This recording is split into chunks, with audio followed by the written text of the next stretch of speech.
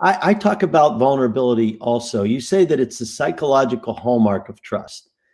And I think leaders have a tough time being vulnerable. I mean, I think it's one of I mean, look, you're at the top, right? And you've made it to the top, and now all of a sudden, but people look for that, right? I mean, they actually look for the human side of you, right? Can you talk a little bit about that? Sure.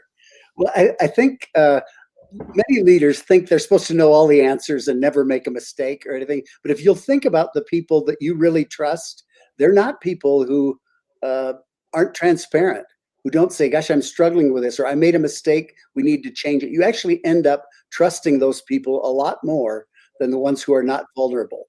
So I think it's kind of this recognition of humility that really we don't know everything.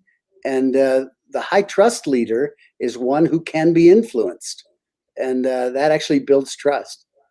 Do you think, Joel, that a leader like that actually has less power in the organization because people see them as vulnerable?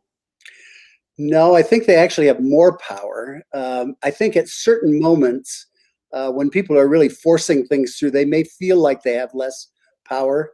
But I think in most circumstances, if they distribute power, they're vulnerable, and other people, and I know we'll talk a little bit about this notion of integrity, but if Yeah. you've become predictable, you've actually distributed power in a way that the organization has much more power. You're much more capable of execution than if you withhold it, are not transparent, never expose yourself as being vulnerable, don't show any humility. It may feel powerful in certain brief instances, but it doesn't last.